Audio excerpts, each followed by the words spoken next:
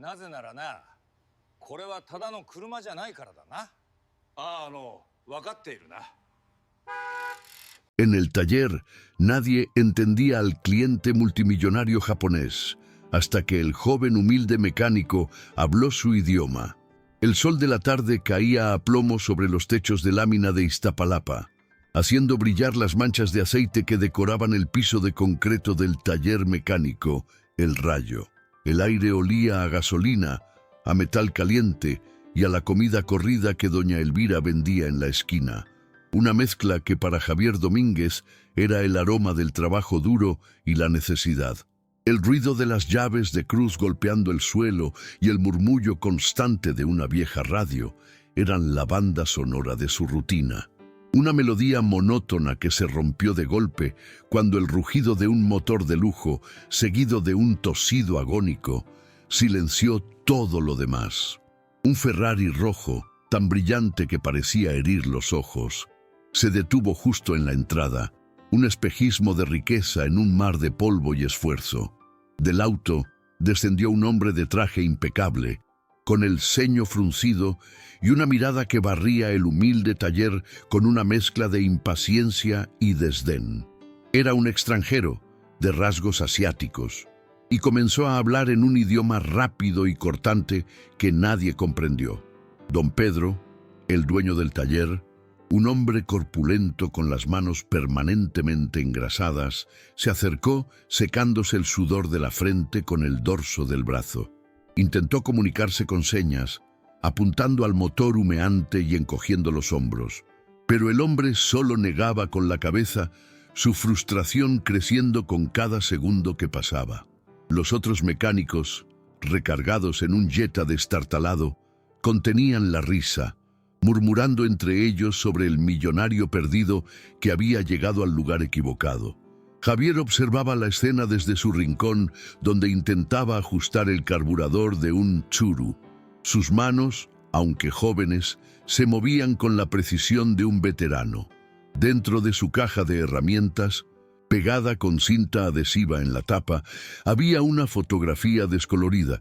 Su padre, Francisco, sonriendo con orgullo junto al motor de un Toyota de los años 90. Recordó sus palabras, dichas tantas noches mientras le enseñaba palabras extrañas en un idioma lejano. El respeto, mijo, abre más puertas que cualquier llave. Sentía el peso de esa enseñanza, el eco de una promesa que la vida le había obligado a poner en pausa.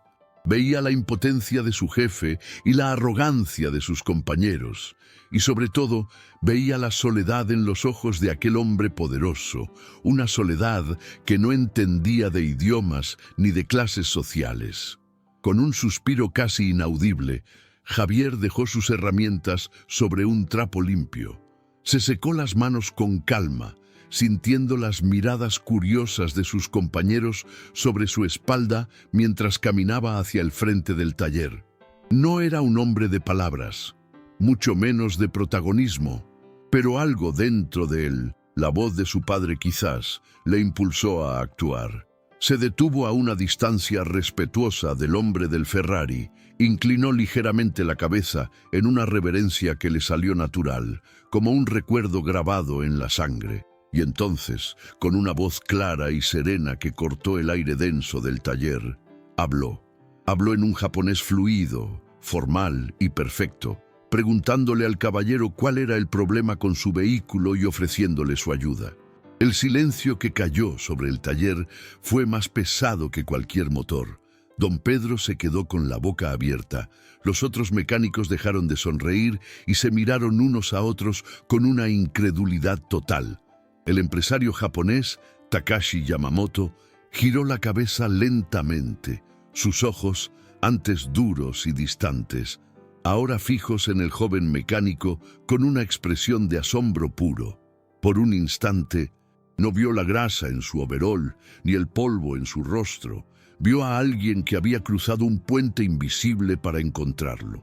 El magnate respondió, y en ese intercambio de palabras que nadie más podía entender, el destino de Javier Domínguez comenzó a cambiar para siempre, aunque él todavía no lo supiera. Una simple pregunta en el idioma correcto estaba a punto de encender el motor de su verdadera vida.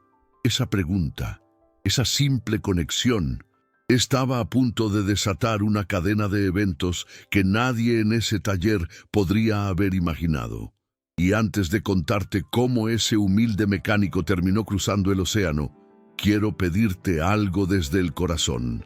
Este canal es nuevo, estamos empezando, y cada persona que se suscribe es como un soplo de aliento que nos permite seguir buscando y contando historias como la de Javier.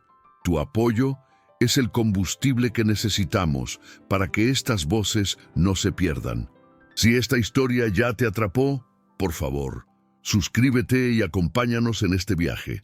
Es gratis, rápido y significa el mundo para nosotros. Días después, el sedán negro de vidrios polarizados se detuvo frente al modesto edificio de departamentos en Iztapalapa, causando un revuelo silencioso entre los vecinos. Takashi Yamamoto, vestido con un traje impecable que contrastaba con el polvo de la calle, subió los 3 pisos acompañado de un asistente. Javier lo recibió en la puerta, con las manos sudorosas y el corazón latiéndole en la garganta. El interior del hogar de los Domínguez era pequeño, pero inmaculadamente limpio. Un olor a café de olla recién hecho flotaba en el aire, y en una pequeña repisa, varias fotografías familiares contaban la historia de una vida de trabajo y afecto. Elena, la madre de Javier, lo recibió con una mezcla de timidez y dignidad, ofreciéndoles asiento en los únicos 2 sillones de la sala. Yamamoto observó todo con una calma que desarmaba. Sus ojos se detuvieron en una foto en particular. Un hombre joven, con el mismo brillo en la mirada que Javier, posando con orgullo junto a un motor desarmado en un taller de Tijuana. Era Francisco Domínguez. El empresario no dijo nada, pero un entendimiento profundo cruzó su rostro. Se sentó y a través de Javier, quien traducía con una voz que apenas lograba controlar, comenzó a hablar. No habló de negocios ni de motores, sino de la impresión que el joven le había causado. Habló de la disciplina que vio en sus manos y la honestidad que escuchó en su voz. Elena lo escuchaba, con las manos entrelazadas sobre su regazo, sin entender del todo a dónde se dirigía esa conversación tan inusual. Entonces, la propuesta llegó, directa y sin rodeos. Un puesto como su asistente técnico y traductor personal en las oficinas centrales de Yamamoto Motors, en Yokohama. El contrato incluía un salario que hizo que a Javier se le cortara la respiración. Un departamento pagado en Japón y, lo más importante, la cobertura total del tratamiento médico que Elena necesitaba con urgencia. El silencio que cayó en la pequeña sala fue denso, cargado de incredulidad y esperanza. Lucía, la hermana menor, que había estado observando desde el marco de la puerta de su habitación, se tapó la boca para ahogar un sollozo. Era una oportunidad que parecía sacada de un sueño, una lotería divina que les había tocado sin haber comprado boleto. Elena, con los ojos llenos de lágrimas, finalmente rompió el silencio. Miró directamente al magnate, y aunque sus palabras eran traducidas por su hijo, la fuerza de su pregunta trascendía cualquier idioma. Señor, ¿por qué? ¿Por qué nosotros? Somos gente humilde, no tenemos nada que ofrecerle a un hombre como usted. Su generosidad es tan grande que me asusta. Yamamoto bajó la mirada por un instante, y por primera vez, Javier vio una grieta en su armadura de serenidad.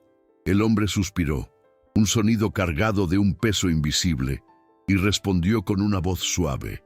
Contó que 5 años atrás había perdido a su único hijo, Kenji, en un accidente. Un joven brillante, apasionado por la ingeniería, que soñaba con construir puentes entre culturas. En Javier, dijo, veía ese mismo fuego, esa misma luz. El encuentro terminó entre lágrimas de gratitud y una promesa solemne. 3 semanas después, Javier se despedía de su familia en el bullicioso Aeropuerto Internacional de la Ciudad de México. El abrazo con su madre fue largo y doloroso, lleno de miedo y de un amor inmenso.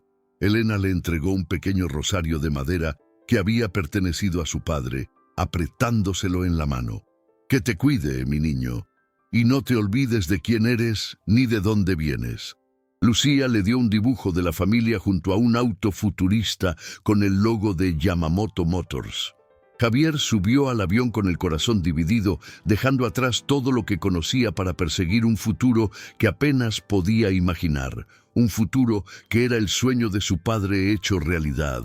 Yokohama fue un impacto cultural y sensorial. El orden, el silencio respetuoso, la eficiencia abrumadora.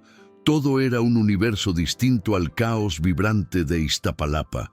Pero Javier, fiel a la disciplina que su padre le había inculcado, se sumergió en ese nuevo mundo con humildad y una sed insaciable de aprender.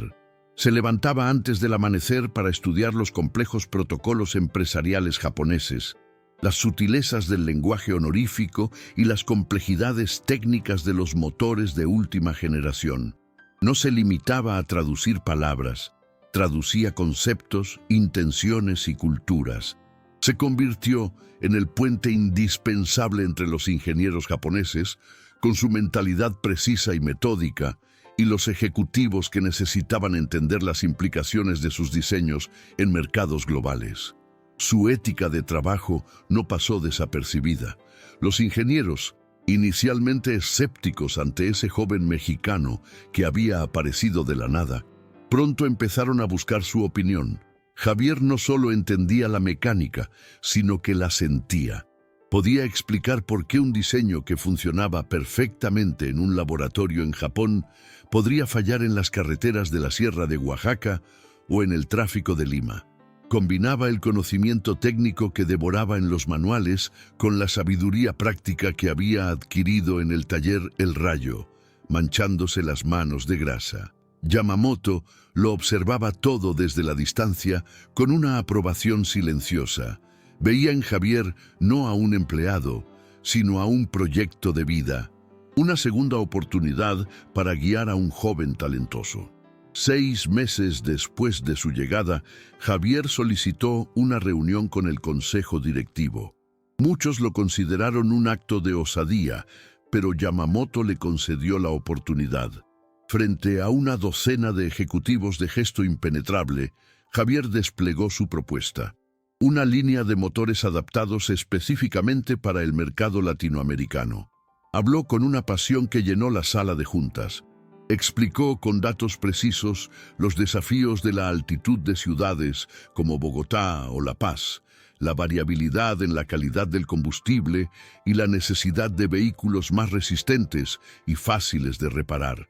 No era solo un análisis de mercado, era una declaración de principios, una defensa de las necesidades de su gente, hecha desde el corazón de la potencia tecnológica japonesa.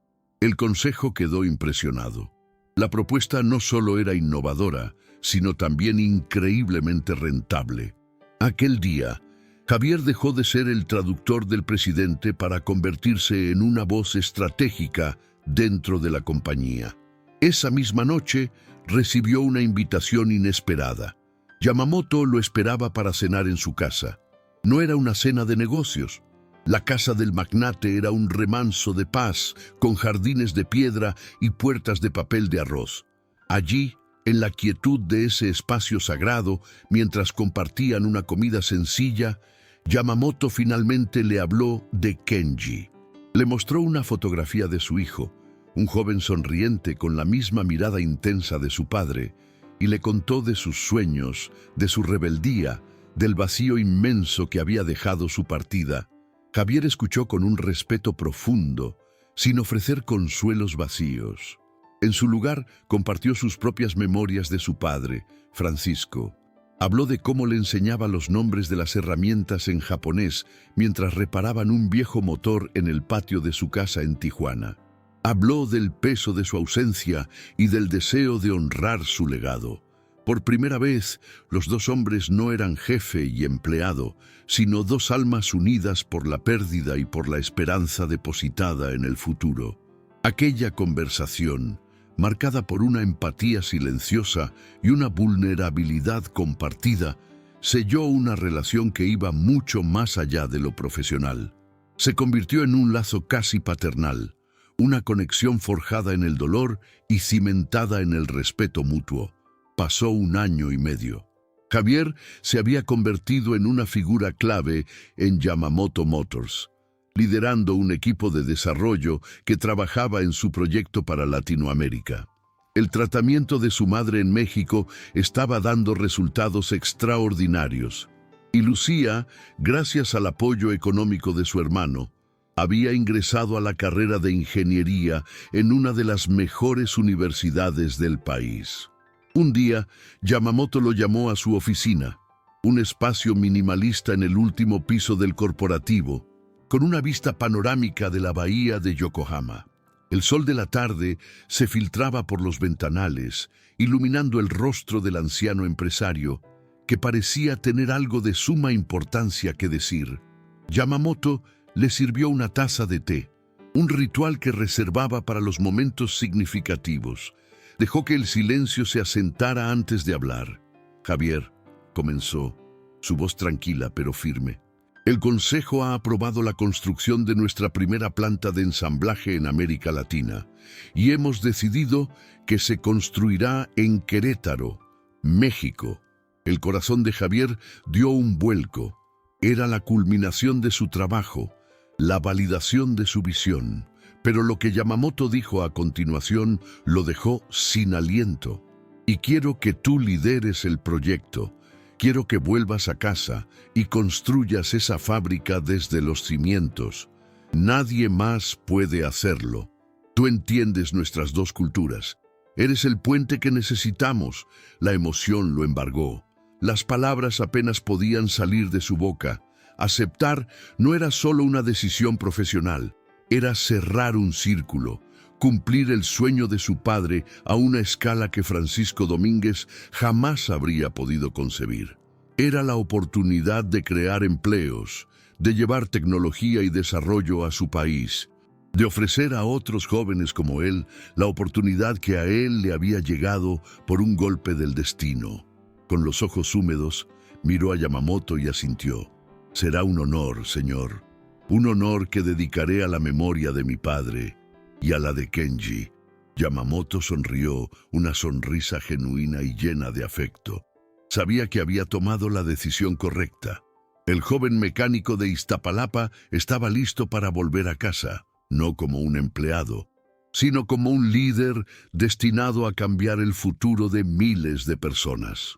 La inauguración de la planta de Yamamoto Motors en Querétaro era un evento que paralizaba la región. Cientos de sillas blancas perfectamente alineadas brillaban bajo el sol del mediodía, ocupadas por gobernadores, ejecutivos japoneses y las familias de los nuevos empleados. El aire olía a metal nuevo, a pintura fresca y a tierra mojada por el riego reciente de los jardines. Javier, de pie en el podio, ajustó el micrófono. Su traje, impecable, contrastaba con las manos que aún conservaban la memoria del aceite y la grasa. Miró a su madre y a su hermana en primera fila. Elena lloraba en silencio, mientras Lucía le sonreía con un orgullo que iluminaba todo el recinto. A su lado, el señor Yamamoto asentía con una serenidad casi paternal. Javier carraspeó, y el murmullo de la multitud se silenció. Su voz, firme y clara, resonó por los altavoces.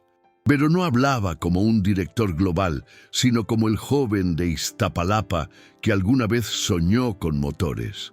Contó la historia del Ferrari rojo que se detuvo en el Rayo, el día que un idioma olvidado se convirtió en un puente entre dos mundos. Habló de su padre, Francisco, y de cómo cada kanji que le enseñó de niño era una semilla de esperanza plantada sin saberlo. Mencionó el sacrificio de su madre, la promesa silenciosa que se hizo a sí mismo de cuidarla y cómo el destino A veces, escucha los anhelos más profundos del corazón. No era un discurso de negocios, sino un testimonio de fe, trabajo y gratitud. Mientras sus palabras fluían, sus ojos recorrieron el público. Entre los rostros, distinguió a un hombre mayor, de overol limpio y manos curtidas, que lo observaba con una mezcla de asombro y emoción. Era don Pedro, su antiguo jefe, el dueño del taller que le había dado su primera oportunidad. Javier hizo una pausa, y un silencio expectante llenó el aire. «Hay alguien aquí a quien le debo mucho», dijo, su voz quebrándose ligeramente. «Un maestro que me enseñó que la dignidad no está en el título, sino en el trabajo bien hecho. Don Pedro, por favor, póngase de pie». El hombre, sorprendido, se levantó lentamente.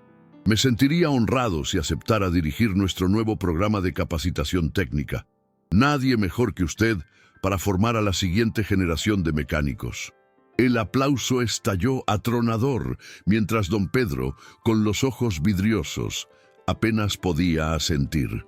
Esa noche, cuando las luces de la celebración se apagaron y el silencio regresó al valle, Javier caminó solo por los pasillos de la fábrica vacía. El olor a maquinaria nueva era el perfume del futuro. Se detuvo frente a una placa de bronce pulido, colocada discretamente cerca de la entrada principal. No llevaba el nombre de ningún directivo ni político. En ella, grabados con sobriedad, estaban los nombres de Francisco Domínguez y Kenji Yamamoto, dos hombres de mundos distintos, cuyas vidas truncadas habían, de alguna manera, permitido que la suya floreciera. Javier tocó el metal frío, susurrando un gracias en japonés y luego en español. Era un agradecimiento a su padre, a su mentor, a Dios, al universo que había tejido hilos invisibles entre un taller de barrio y una corporación en Yokohama. Afuera, bajo el manto de estrellas de Querétaro, el motor de un prototipo híbrido, el primero ensamblado en esa planta, ronroneó suavemente en el patio de pruebas. Javier levantó la vista al cielo, el mismo cielo que cubría el modesto apartamento de Iztapalapa y la lejana tumba de su padre. Sintió una paz profunda, la certeza de que el círculo por fin se había cerrado.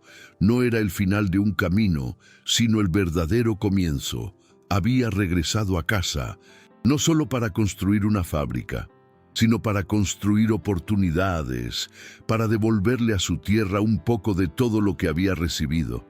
Sabía que su padre, desde donde estuviera, lo estaría observando con esa sonrisa tranquila que guardaba en su memoria, la misma que aparecía en aquella vieja fotografía, junto a un motor antiguo y un manual en japonés. 10 años después, la oficina de Javier Domínguez, ahora presidente global de Yamamoto Motors, tenía una vista panorámica de la ciudad de Tokio. Las paredes estaban adornadas con premios internacionales y fotografías de sus viajes por el mundo, pero en el centro de su escritorio, en un marco sencillo de madera, seguía la misma imagen: su padre, Francisco, sonriendo con orgullo junto a un motor desarmado, sosteniendo un manual cuyas páginas amarillentas parecían contener todos los secretos del destino. La planta de Querétaro se había convertido en un referente de innovación, empleando a miles de mexicanos y exportando tecnología a todo el mundo. Lucía, su hermana, era ahora una de las ingenieras jefas del centro de investigación, y su madre, Elena, disfrutaba de una vida tranquila, rodeada de nietos. Cada vez que un desafío parecía insuperable, Javier miraba esa fotografía. Le recordaba que el talento más grande puede estar dormido en el lugar más humilde, esperando solo la chispa adecuada para despertar. Le recordaba que un simple acto de bondad, como enseñar un idioma a un hijo o confiar en un joven desconocido, podía cambiar el curso de la historia. Y en el silencio de su oficina, a miles de kilómetros de México, a menudo pensaba en aquel día caluroso en el taller El Rayo, el día en que el rugido de un motor averiado se convirtió en la melodía que guiaría toda su vida, demostrando que no importa de dónde vengas, sino la dirección en la que apuntas tu corazón. La vida de Javier Domínguez nos demuestra que una sola semilla, plantada con amor por un padre, puede florecer en el lugar más inesperado y de la forma más grandiosa.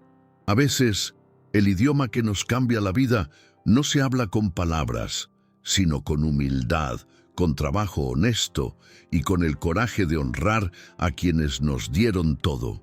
Cada uno de nosotros lleva dentro un don, una llave que parece no abrir ninguna puerta, hasta que el destino, con su infinita sabiduría, pone delante de nosotros la cerradura correcta, esa que estaba destinada solo para nosotros, aguardando pacientemente el momento justo para revelarnos nuestro verdadero propósito. Amigo, amiga, nos conmueve profundamente saber desde qué rincón del mundo nos acompañas en este viaje.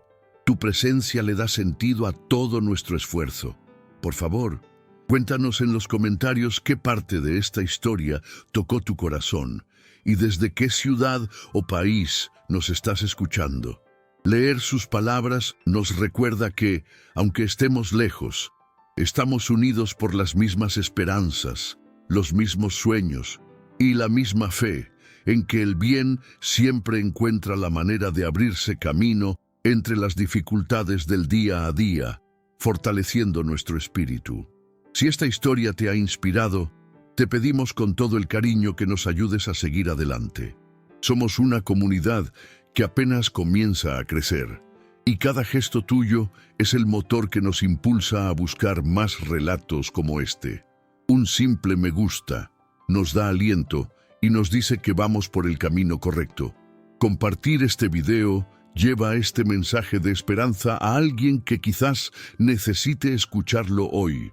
Y si te suscribes, te unes oficialmente a esta familia que cree firmemente en el poder transformador de las historias humanas, ayudándonos a construir un espacio de inspiración para todos.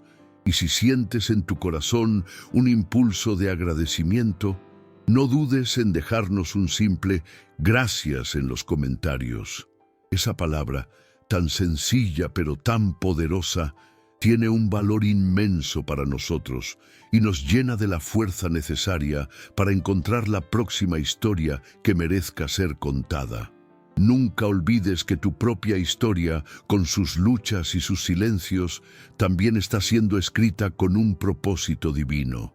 Que encuentres paz en tu camino y la certeza de que nunca, pero nunca, estás solo. Nos vemos en el próximo relato con el corazón siempre abierto.